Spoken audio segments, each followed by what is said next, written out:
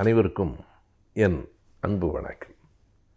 சில நாள்கள் சிறப்புடையனவாகவும் மறக்காத காயத்தை தந்தனவாகவும் அமையும். இரண்டும் ஒரே நாளுக்கு உரியதாக அமையும். அப்படிப்பட்ட ஒரு நாள்தான் ஜூன் 25. ஒரு பக்கத்தில் அது சமூக நீதிக்கான நாள் என்று நாம் கருதக்கூடிய அளவுக்கு சிறப்பான நாளாகவும், இன்னொரு பக்கத்தில் பார்த்தால் மிக கடுமையான, நம்மால் வாழ்நாளில் மறக்கவே முடியாத ஒரு நாளாகவும் அமையும். அது எப்படி சமூக நீதிக்கான நாள்?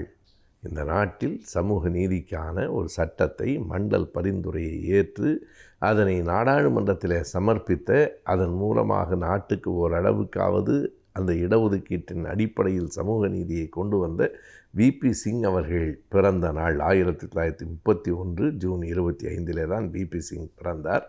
அது ஒன்று. இன்னொன்று, அதே ஜூன் 25ஆம் நாள் தான் சமூக நீதியினுடைய இன்னொரு எடுத்துக்காட்டாய் விளங்குகிற கேஆர் நாராயணன் அவர்கள் இந்தியாவின் குடியரசுத் தலைவராய் பொறுப்பேற்றார். அது 1997 ஆண்டு. எனவே சமூக நீதி காவலர் என்று போற்றப்படுகிற விபி சிங் அவர்கள் பிறந்த நாளும், சமூக நீதியை இந்தியாவினுடைய உச்சபட்ச எல்லையில் நிறுவ முயற்சி செய்த குடியரசுத் தலைவராக இருந்த கேஆர் நாராயணன் அந்த பொறுப்பை ஏற்ற நாளும் ஜூன் 25. எனவே இந்த நாளை நாம் சமூக நீதி நாள் என்று கொண்டாடலாம். ஆனால் இதே நாளில்தான் இன்னொரு கொடுமையை இந்தியா சந்தித்தது என்பதையும் மறந்துவிட முடியாது. 1975 ஜூன் 25ஆம் நாள் தான் இந்தியாவில் நெருக்கடி நிலை, எமர்ஜென்சி என்று சொல்லப்பட்ட நெருக்கடி நிலை அறிவிக்கப்பட்டது. அந்த நெருக்கடி நிலை ஏறத்தாழ 1.5 ஆண்டுகளுக்கு நீடித்தது. அந்த 1.5 ஆண்டுகள் இந்தியா பல்வேறு விதமான கடுமைகளையும் கொடுமைகளையும் சந்தித்தது. ஒரு அதிகார வர்க்கத்தினுடைய ஆளுமை. இங்கே தமிழ்நாடும் அதனை சந்தித்தது, கொஞ்சம் தாமதமாக. 75 ஜூன் 25 அது அறிவிக்கப்பட்டது. அது தமிழ்நாட்டுக்கு வந்தது 76 ஜனவரி 30ஆம் தேதி. ஏறத்தாழ 76 பிப்ரவரியில் இருந்து தமிழ்நாட்டினுடைய தலைவர்கள் எல்லோரும் கைது செய்யப்பட்டு மிக கடுமையான சித்திரவதைகளுக்கு உள்ளாக்கப்பட்டு ஓராண்டுக்கு பிறகுதான் மறுபடியும் ஒரு சுதந்திர மூச்சு காற்றை எல்லோரும் சுவாசிக்க முடிந்தது. எனவே இப்படி இரண்டு பக்கம், தமிழ்நாட்டிலே அந்த நெருக்கடி நிலை இருந்தபோது பத்திரிகைகளுக்கான சுதந்திரம் என்பது கூட முற்றிலுமாக கட்டறுக்கப்பட்டது. அதாவது பெரியார் என்று பெரியார் தொடங்கிய பத்திரிகையிலே எழுதக்கூடாது என்கிற அளவுக்கு அவ்வளவு நெருக்கடி.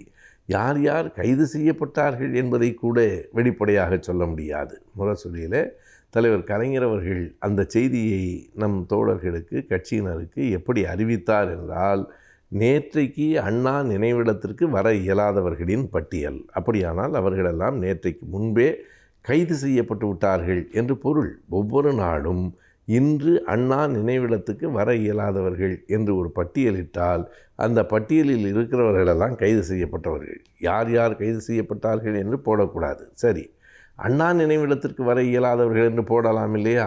அது படிக்கிறவனுக்கு புரியும். எனவே எதையுமே எழுதக்கூடாது என்கிற அளவுக்கு ஒரு மிக நெருக்கடியான கட்டம் இருந்தது. இன்னமும் சொன்னால் முரசொலியிலே 2 நாள்கள் வந்த அந்த தலைப்புச் செய்தி, 8 கால செய்தி என்று சொல்லுவார்கள். பொதுவாக முரசொலி என்பது ஒரு அரசியல் ஏடு. அரசியல் சார்ந்த செய்திகள் தான் தலைப்புச் செய்திகளாக வரும். ஆனால் 2 நாள்கள் என்ன தலைப்புச் செய்தி வந்ததென்றால், வெண்டைக்காய் குழம்பு உடம்புக்கு நல்லது. இது முரசொலியிலே வந்த தலைப்புச் செய்தி. வேப்பெண்ணெய் நல்லது. எப்படி இதெல்லாம் முரசொலியிலே வருகிறது என்றால், அது ஒரு விதமான அங்கதம், ஒரு விதமான குறியீடு. இதைத்தான் பத்திரிகைகளில் வெளியிடலாம் என்று தணிக்கை அதிகாரிகள் சொல்லுகிறார்கள்.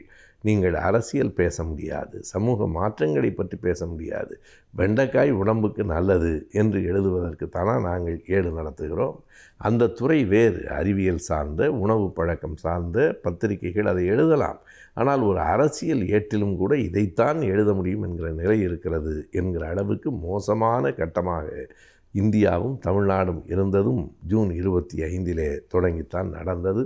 எனவே ஜூன் 25 என்கிற ஒரு நாள் ஒரு பக்கத்திலே சமூக நீதி நாளாக, இன்னொரு பக்கத்திலே கொடுமையான நெருக்கடி நிலையை தொடக்கி வைத்த நாளாக இருக்கிறது.